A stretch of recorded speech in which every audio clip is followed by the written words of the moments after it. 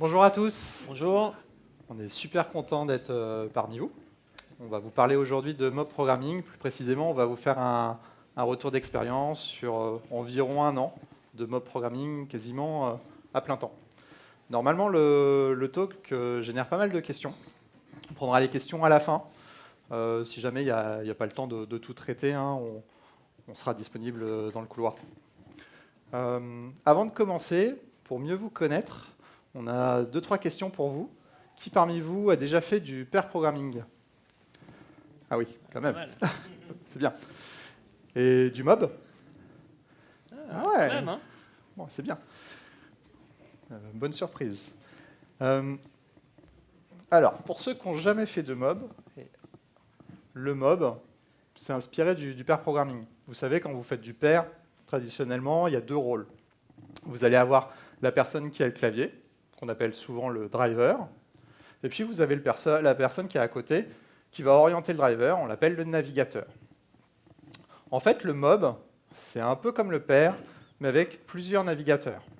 En gros, vous avez toute une équipe de dev qui travaille au même moment sur le même ordinateur à résoudre le même problème. Alors nous, chez Fluo, on est une petite start-up. Laissez-moi vous dire que déjà le pair programming dans l'environnement start-up, c'est pas quelque chose de commun. Mais alors le mob, c'est un truc qui fait un peu farfelu, quoi. Et bizarrement, à partir du jour où on a essayé de faire du mob, on est devenu fan, quoi. Depuis ce jour-là, en fait, on en fait tous les jours. Avant d'aller plus loin, on va se présenter. Ça marche ou pas ça? Ouais. Alors, pour ma part, je m'appelle Johan. Je suis développeur depuis une dizaine d'années maintenant.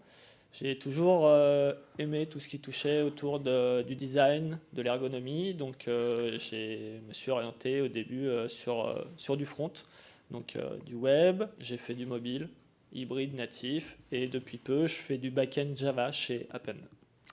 Donc moi, c'est Alexandre. Alors je travaille depuis le début des années 2000. J'ai travaillé dans pas mal de contextes différents, en start-up, en SS2I. Je suis resté longtemps dans une grande banque, la Société Générale. Et depuis un peu moins de 2 ans, donc je suis chez Fluo. Et Fluo, en gros, pour le faire rapidement, on est une start-up dans le monde de l'assurance. En fait, notre but, c'est de simplifier l'assurance, de faire en sorte que ce soit quelque chose de moins opaque pour la plupart des gens. Je vous dis ça parce que du coup, voilà, il y a plein de trucs à faire chez Fluo. On fait une application mobile, on a des API, on a des sites web, on a des widgets pour des partenaires. Bref, il y a plein de trucs à faire et comme tous les startups, il faut aller vite, quoi. Alors du coup, on va, pendant ce retour d'expérience, vous expliquer comment est arrivé le mob programming chez Fluo, ce que ça a apporté, les difficultés qu'on a rencontrées. Avant d'en arriver là, on va vous faire un petit état des lieux de comment ça fonctionnait avant. Donc on avait un fonctionnement, somme toute, assez classique. Un développeur travaillait sur une tâche. Donc il écrivait sa feature, il écrivait ses tests, et il passait à la suite. Alors déjà, à l'époque, on faisait un petit peu de pair programming, mais c'était quand même assez ponctuel. Et donc là, on peut voir notre collègue Laurent, avec son casque qui lui a été offert par son ancien employeur, dans l'optique de pouvoir se concentrer en open space. Certains diront que ça peut bloquer la communication, mais on ne va pas prendre parti. Alors malheureusement, notre board il ressemblait un petit peu à ça. Travaillant dans une start-up, il y a pas mal d'opportunités business qui arrivaient. Ça se transformait systématiquement en plein de tâches sur notre board qu'il fallait faire le plus rapidement possible. Alors à cette époque-là, on a traité plein de tickets et on était même assez fiers de tout le travail qu'on arrivait à accomplir. Sauf qu'un jour, on a eu un souci. Et cette illustration retrace très bien la problématique dans laquelle on était. En fait, on allait tellement vite qu'un jour, on est tombé sur un problème. En creusant un peu plus ce problème, on s'est rendu compte qu'il n'était pas si petit que ça. Et en prenant un peu de recul, on a même constaté une dette technique qui était assez énorme et qui nous bloquait. Alors là, forcément, on s'est dit qu'il fallait réagir. Et on a commencé à faire des katas. Alors les katas, pour ceux qui ne connaissent pas, c'est issu des arts martiaux. Et le principe, c'est de répéter quelque chose jusqu'à le maîtriser. Transposé au monde du développement, ça prend la forme de petits exercices avec un énoncé, un attendu. Et on va pouvoir ajouter des contraintes en fonction de ce qu'on veut travailler. Donc nous, notre objectif, c'était d'améliorer la qualité de notre code. Donc on les a surtout utilisés pour travailler le TDD. Alex, du coup, nous a bien lancé sur le sujet et ça nous a permis de nous approprier cette technique de développement qui augmente drastiquement la qualité de notre code. Donc on l'a bien ressenti. Et aussi, ça nous a permis de nous améliorer à faire du pair programming. Quand on a l'habitude de travailler seul, le pair programming, c'est pas évident. Il y a quand même une crainte au début d'exposer ses idées à quelqu'un d'autre, de se sentir jugé. Donc c'est vraiment pas facile. Il faut qu'il y ait vraiment un climat de confiance dans le binôme. Il y a aussi une autre problématique, c'est que il va falloir diffuser la connaissance. Donc il va falloir avoir une rotation des pairs assez régulière. Et à cette époque-là, je ne vous cache pas qu'avec Alex, par exemple, on n'a pas souvent fait du pair. Pas parce qu'on n'avait pas envie, hein. Mais moi, j'adorais bosser avec un autre dev, et donc souvent, on se mettait ensemble. Et malheureusement, ça a pénalisé un petit peu l'équipe. Et ouais, effectivement, même si la situation, le fait de faire du pair, en fait, ça nous a beaucoup aidé. On aime beaucoup le pair. Hein. C'était pas parfait. Et un jour, on a eu un gros souci au stand-up le matin. Deux de nos collègues, en fait, étaient vachement embêtés. Ils étaient sur une tâche qui, normalement, était une tâche assez simple. En tout cas, pour le business, ouais, c'était assez simple. Et ça aurait dû être aussi assez simple techniquement. Mais eux, ça faisait 3 jours qu'ils étaient sur ce truc-là, et ce matin-là, ils n'avaient rien d'autre à nous dire que ils n'étaient même pas sûrs de terminer dans la journée. Ils étaient vraiment bloqués. Alors moi, qui étais un des plus seniors de l'équipe, mon premier réflexe, ça a été de leur proposer de les aider, et éventuellement de réorganiser un petit peu les binômes, de changer la manière dont on paierait. Je proposais en fait de me mettre avec l'un de ces deux collègues, d'apporter un petit peu de sang neuf, une nouvelle perspective, et puis de voir ce qu'on pouvait faire. Et en fait, ma proposition, pour eux, elle était juste inacceptable, en fait. Ça faisait 3-4 jours qu'ils travaillaient sur ce sujet-là, ils s'étaient investis, ils avaient envie d'aller au bout, et puis on les comprend, quoi, c'est normal. Du coup, on était coincés. Et alors, après maintes discussions pendant le stand-up, ce qu'on a décidé de faire, c'est de se mettre tous ensemble dans la salle à côté de notre open space. À ce moment-là, on était dans un incubateur de start-up assez haut, Station F. Et en fait, dans la salle de pause, il y avait un rétro. Et donc, on a projeté le code. Et alors, à notre grande surprise, hein, parce qu'on essayait, c'était en gros juste pour essayer, hein, on n'attendait rien de très précis. Notre grande surprise, dans la matinée, ça s'est vite débloqué. En fait, on faisait du pair, mais on ne tournait pas assez. C'était difficile de tourner. Du coup, il y avait un phénomène d'îlot de connaissances, en fait. La connaissance était un peu mieux diffusée, mais pas totalement. Et donc, il y avait des zones du code, ou même des choses un peu métiers, en fait, qui n'étaient pas connues de l'ensemble de l'équipe. Et le fait d'avoir tout le monde autour de la table, d'avoir toutes les connaissances, toute l'expertise de l'équipe, ça a permis de tout débloquer, quoi. S'il y avait une question qui se posait, il y avait quelqu'un qui pouvait y répondre. Donc ça nous a vachement plu. Et puis comme le ticket suivant sur le board, c'était faire évoluer un batch qui paraissait obscur pour la moitié de l'équipe, on s'est dit après le déjeuner qu'on allait continuer. Alors là, ça ne se voit pas en fait sur la photo, mais on est dans une salle de pause, à côté il y a des machines à café, c'est assez bruyant. Ce n'est pas l'environnement de travail idéal. Du coup, ce qu'on a fait, c'est qu'on s'est mis en salle de réunion. Et puis le lendemain, on a refait pareil. Bon, on était un peu en train de squatter salle de réunion, échanger toutes les heures. Après, on s'est un peu organisé. Du coup, on a complètement hacké le système de salle de réunion de Station F. Attends, si j'arrive à changer de slide. Voilà. En fait, on pouvait se dire, tiens, on peut se demander rétrospectivement, est-ce qu'on se pose la question si on fait du mob pour les trucs vraiment complexes, les trucs qui démarrent. En fait, au départ, on y allait franco, quoi.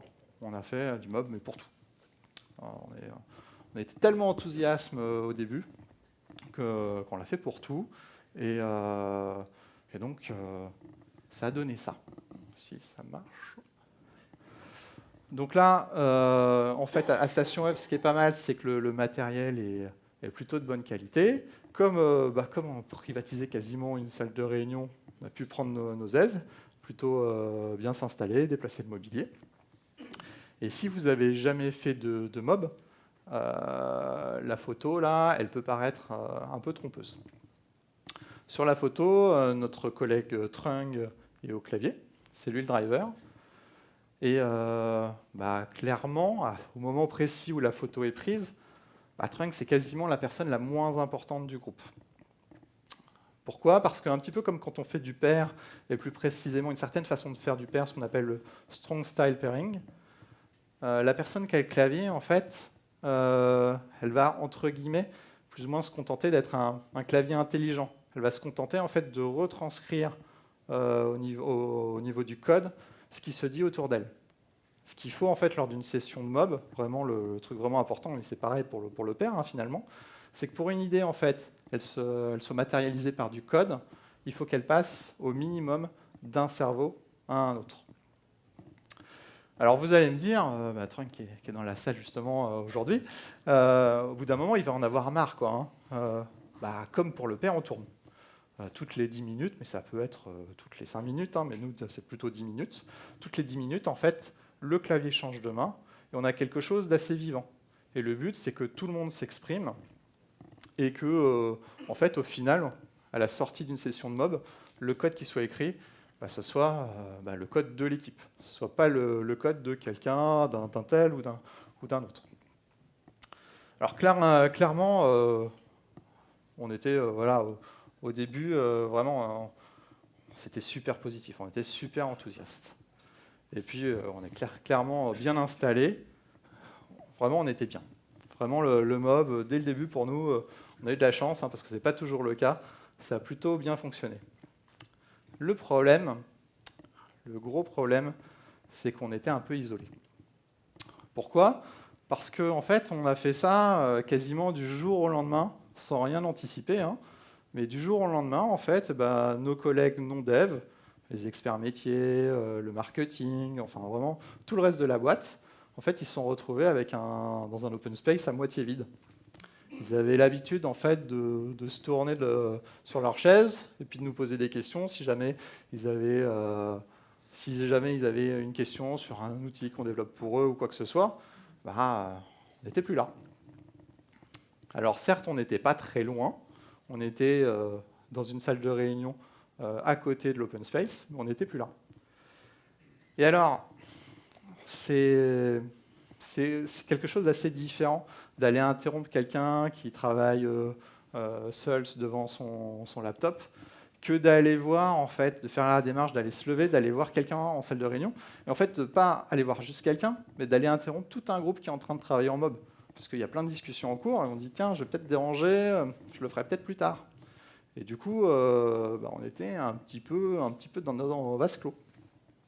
Alors, ce qu'on a fait, bien sûr, c'est déjà, on a essayé de garder, d'avoir toujours la porte ouverte, de garder la porte ouverte de notre salle de réunion, et puis d'être au maximum inclusif et d'inviter dans les sessions de mob les non-développeurs. Et puis forcément, quand vous faites une session de mob et qu'il y a un nouveau sujet métier, si même on peut faire participer un non-dev, c'est encore mieux, et c'est possible. Il suffit juste de changer en fait, le niveau d'indication quand on a quelqu'un qui n'est pas développeur au clavier. Et comme on a plusieurs personnes qui sont assez curieuses chez Fluo, notamment notre product owner, prendre le clavier et commencer à coder, c'est pas un souci. Putain, j'ai pas vu, t'as laissé des trucs. Bon, bref. Donc on ne va pas vous mentir, vous dire que c'était parfait, mais voilà, ça permet d'un petit peu diminuer cet effet d'isolement. Voilà, c'était nos jolis locaux à Station F, mais on est parti et on est arrivé là-dedans. C'est moins joli. Certes, c'est beaucoup moins joli, mais il y a aussi quelques avantages. On avait enfin, du coup, un espace qui nous était dédié, qu'on pouvait aménager comme bon nous le semblait. Et la première question qu'on s'est posée, en tout cas au niveau de l'équipe de dev, c'est est-ce qu'on a encore besoin de bureaux individuels ? Ça, en fait, ça faisait déjà plusieurs mois qu'on faisait du mob tous les jours. Et il n'y a pas eu de débat. On a tout de suite décidé de se créer un espace de mob et d'abandonner nos bureaux individuels. Du coup, ça donnait ça. Alors, on n'avait plus le joli matériel de Station F, donc on a fait avec les moyens du bord. Donc, on a répliqué du coup l'écran de l'ordinateur sur 2 autres moniteurs. L'objectif, c'est que ce soit un minimum confortable pour pouvoir tenir une journée complète sans avoir à râler toutes les 5 minutes parce qu'on voit rien en fait. On ne va pas se mettre à 5 derrière un petit écran, ça n'a aucun sens. Bon, on ne va pas se le cacher, c'est quand même pas hyper confortable, ça aurait pu être mieux. Et donc on voulait un grand écran.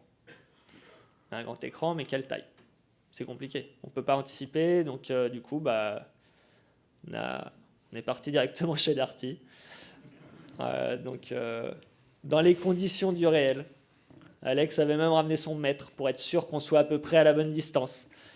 Donc du coup, on a testé directement de projeter du code chez Darty afin de pouvoir déterminer la télé qui nous conviendrait. Bah ouais, mais du code en même temps, c'est petit, donc si vous n'avez pas une télé 4K, c'est le bordel. Hein. Donc du coup, on a trouvé la télé de nos rêves et on a créé notre espace de mob final. Et à partir de ce moment-là, c'était quand même assez confortable. Et donc, du coup, on a fait du mob pendant plusieurs mois avec cette configuration-là. Alors, le bilan, à ce moment-là, c'était il y a déjà 6 mois, hein, le bilan était déjà plus que positif. En fait, le fait d'être tous ensemble, ça permet d'avoir, comme vous l'avez compris, de bien diffuser la connaissance. Et ça permet aussi de se stimuler en fait, pour progresser au niveau des pratiques de développement. Quand vous faites du mob, c'est un peu comme si vous avez de la code review par tout le reste de l'équipe en simultané. Donc forcément, à un moment donné, vous apprenez des choses, quoi. C'est obligé. Pour tout ce qui est pratique de refactoring, de TDD, là aussi c'est top. Parce que voilà, si les niveaux sont un peu hétérogène dans l'équipe, ça permet en fait à tout le monde de monter en niveau. Ça permet aussi au niveau des technos d'apprendre beaucoup. Parce que même si on essaye tous d'être un peu full stack, on a toujours des points forts, des points faibles. Et moi par exemple, je sais que tout ce qui est CSS, tout ce qui est développement mobile, forcément, je suis pas au même niveau que Johan. Donc, et puis, j'avais pas la chance de pairer très souvent avec lui, malheureusement pour moi. Et donc, le fait d'être ensemble, ça a permis vraiment de s'améliorer. Ça permet aussi de mieux se connaître. Quand on fait du pairing, forcément, on commence à connaître, on apprend à connaître la personne avec qui on pair. Le problème, c'est qu'on ne peut pas pairer avec tout le monde à la fois. Quand on fait du mob, on fait du mob avec tout le monde, et puis dans notre cas, quasiment toute la journée. Donc il y a une sorte de cercle vertueux qui s'instaure, parce que plus on mob ensemble, plus on se connaît, et mieux on se connaît, mieux on travaille ensemble. Le fait d'être ensemble aussi, ça permet d'être plus fort pour prendre des décisions. Vous savez, si vous tombez sur du code qui est moyen, et que vous êtes en paire, et que vous vous dites, tiens là, peut-être qu'il faudrait qu'on passe une partie de l'après-midi pour refactorer ce bout de code. Vous dites, ouais, c'est peut-être pas forcément le moment, il faudrait en reparler au reste de l'équipe. Et tous les autres, ils sont occupés à d'autres choses. Là, le fait d'être en mob, du coup, ça permet de vraiment faciliter ce genre de choses. Alors, si vous êtes normalement constitué, en tout cas c'est quelque chose qui est arrivé à toutes les personnes à qui on a parlé de mob, il y a sûrement une question que vous vous posez là, maintenant, tout de suite. Parce qu'on vous a parlé de qualité, que le mob c'était super, mais il y a un truc que vous avez sûrement en tête, c'est ça. On va essayer d'y répondre. Et donc la productivité avec le mob, comment ça se passe? Donc déjà, on vous l'a déjà montré, la rapidité, ça marche, mais pas sur du moyen long terme. Il y a un moment, il faut faire attention à la qualité de ce qu'on produit si on veut continuer d'être productif. Et en général, il y a un pattern un petit peu qui se dégage ces derniers temps. Les gens recherchent des ninja devs. Alors il y a même des annonces, des offres d'emploi avec ce terme exact, même Rockstar des fois. Et donc en fait, ces ninja devs sont souvent des personnes qui sont expertes dans leur domaine et qui vont pouvoir coder rapidement. Et donc en général, si on veut être plus productif, on rajoute des ninjas dans l'équipe et puis l'affaire est réglée. Sauf que des personnes qui sont hyper spécialisées et qui vont travailler les uns avec les autres pour produire quelque chose, ça nous fait penser un petit peu à ça. Alors c'était peut-être adapté pour l'époque, mais dans notre domaine d'activité, on ne pense pas que ce soit l'idéal.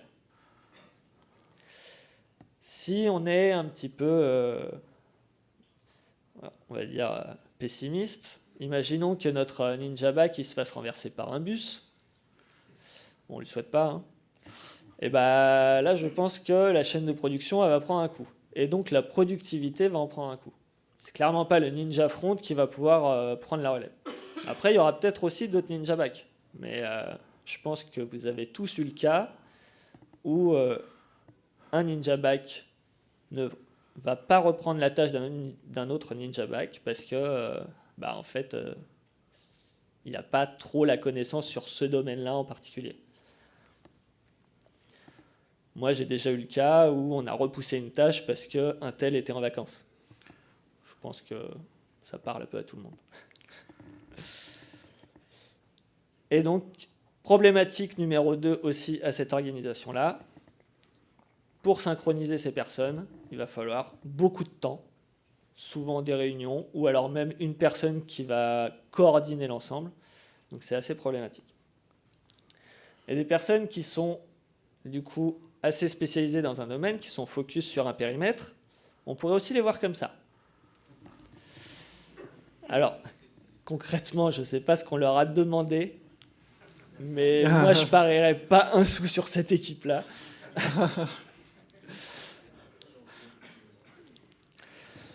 Donc la qualité, par ce schéma, on va exprimer du coup la qualité de code introduite dans un programme par deux personnes qui vont se succéder. Alors on est humain, donc concrètement la qualité de ce qu'on produit n'est pas constant. Des fois on va avoir un pic assez bas parce qu'on va introduire de la dette. Alors ça peut arriver pour plein de raisons différentes. Ça peut être une digestion. Clairement ça arrive. Méconnaissance sur un sujet. Peut-être qu'on est junior, qu'on va faire des erreurs, c'est normal. Et donc du coup, des personnes qui vont se succéder vont introduire de la dette au fur et à mesure dans votre application.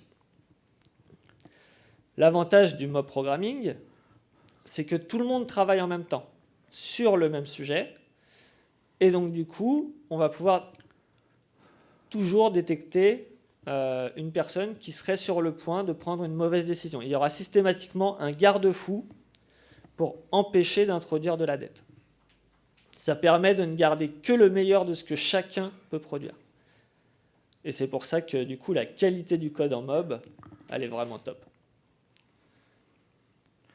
Alors dit un peu autrement, le mob, ça permet vraiment de profiter en fait de la diversité qu'il peut y avoir au sein d'une équipe. Souvent, quand on parle de pair, on voit ce genre de schéma là avec les deux ronds de patates. En fait, les deux patates, on peut les voir comme chaque patate, le risque d'erreur le risque qu'un développeur a d'introduire une erreur dans la base de code. Si on a deux personnes qui sont un peu différentes, hein, qui travaillent ensemble, le risque d'erreur, on peut symboliser ça par l'intersection des deux patates.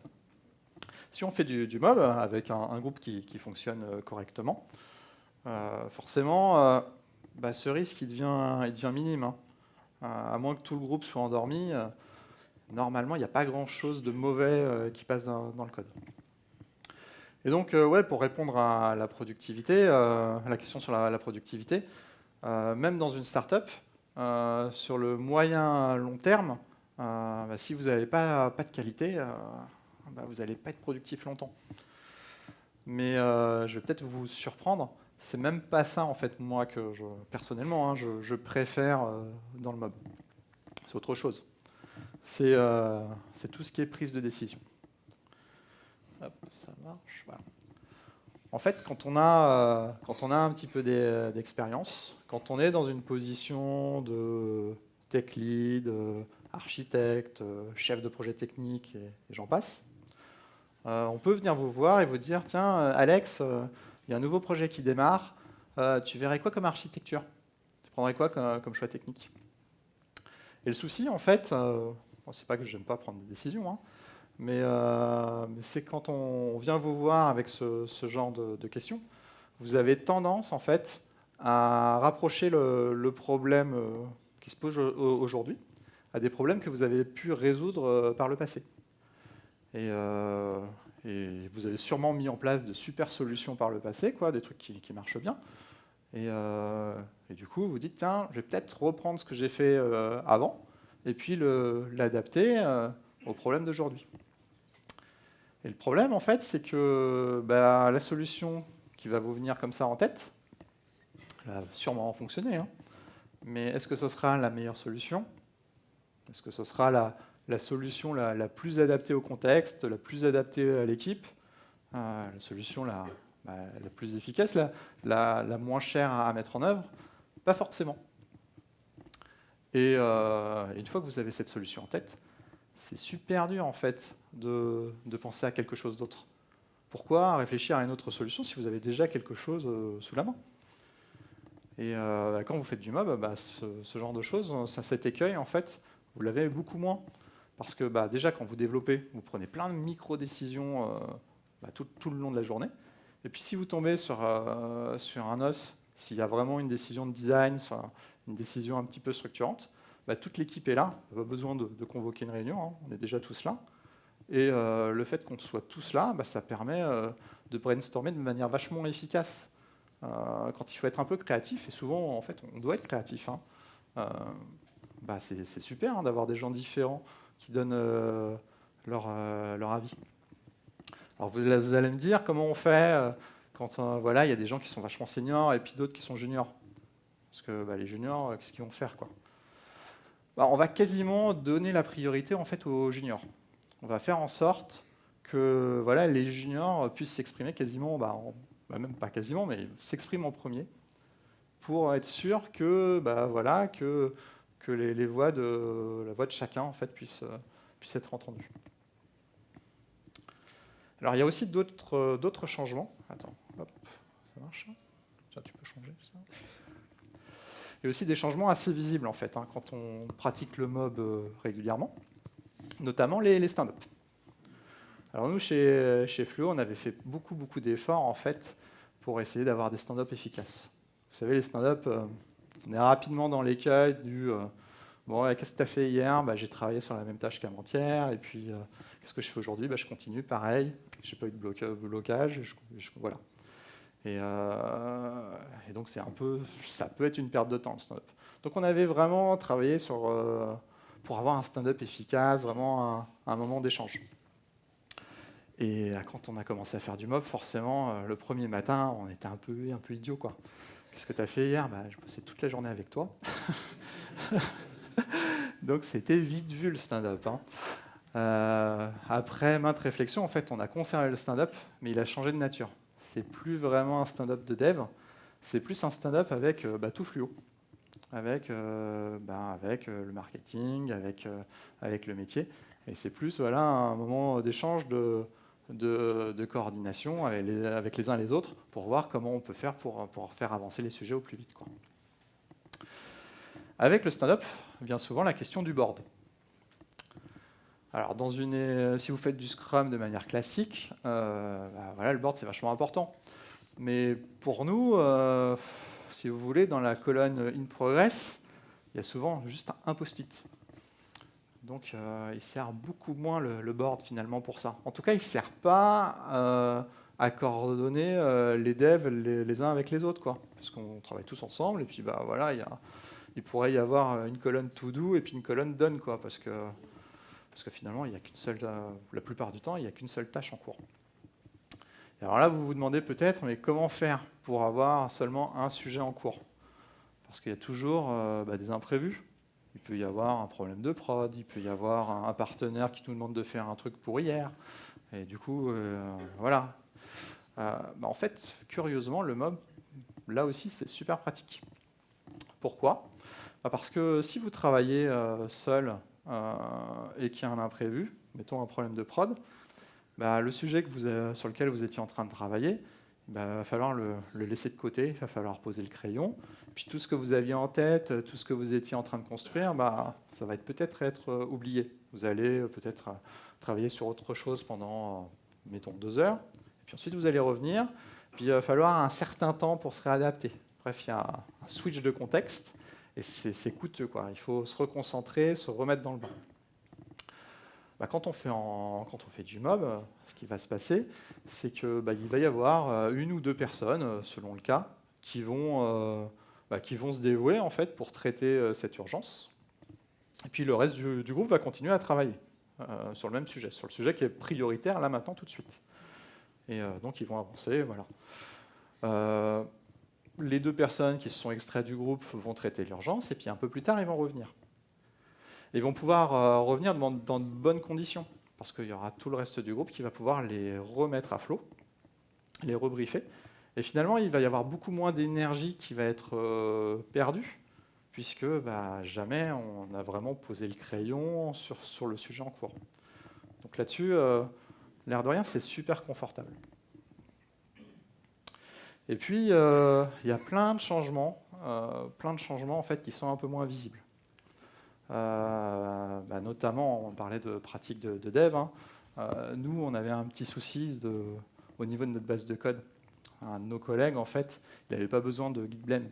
Il pouvait regarder rapidement une portion du code et il pouvait nous dire, voilà, toi, c'est un tel ou un tel qui a écrit ce morceau de code. Parce qu'on codait un petit peu tous de manière différente. Quand vous tombez sur une base de code comme ça, c'est un peu fatigant. Quand vous devez corriger un bug en vitesse, c'est vraiment pas confortable.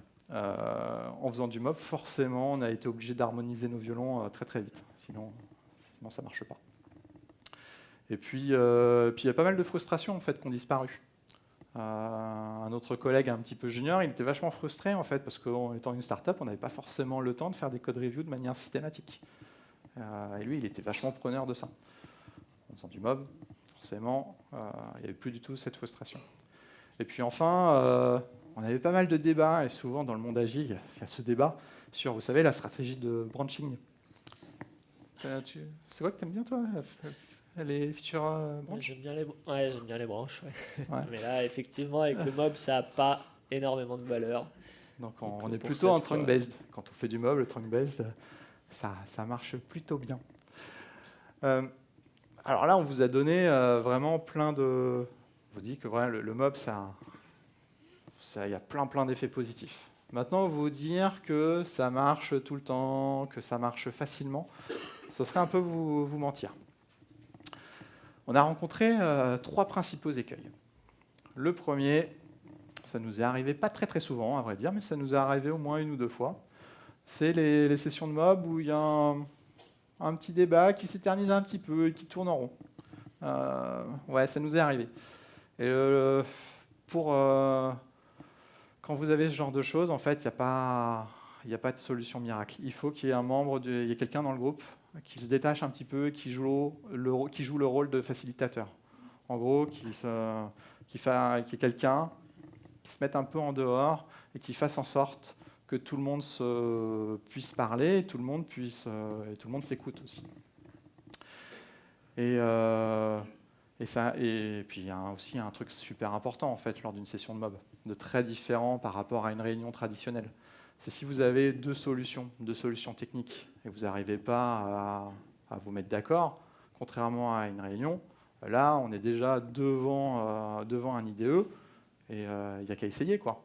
S'il y a vraiment deux façons de faire très différentes pour résoudre un problème, on peut essayer, mettons, un quart d'heure la solution A, on voit ce que ça donne, éventuellement au bout d'un quart d'heure on essaye la solution B, et puis là comme ça on peut discuter sur vraiment des éléments concrets, et on évite d'avoir une solution qui tourne en boucle. Alors le deuxième problème, c'est un problème que vous avez aussi quand vous faites du pair. C'est chiant quand on fait du pair, mais c'est dramatique quand on fait du mob. Vous savez, quand vous avez une personne qui prend le clavier et il ne veut pas le lâcher, et puis il part loin, loin, loin devant, et puis là, vous êtes à côté, et puis vous attendez que ça se passe, quoi. Et là, vous perdez votre temps, et puis dans le cas du mob, il y a toute l'équipe qui perd son temps. C'est le truc, le pire qui puisse se passer. Et alors, le dernier problème, il va vous surprendre un petit peu. C'est un peu aussi, pour ceux qui ont fait vraiment beaucoup de pair, c'est un peu la même chose aussi, c'est la fatigue.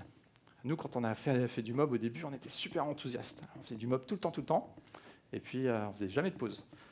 Et rapidement, on était crevés, quoi. Et je précise, la photo, c'était pas du trucage. Pas du tout. Donc, pour que ça marche un petit peu mieux, on a mis en place quelques petits principes avec un outil qu'on aime bien, qu'on vous recommande, même si vous ne faites pas de mob, en pair aussi.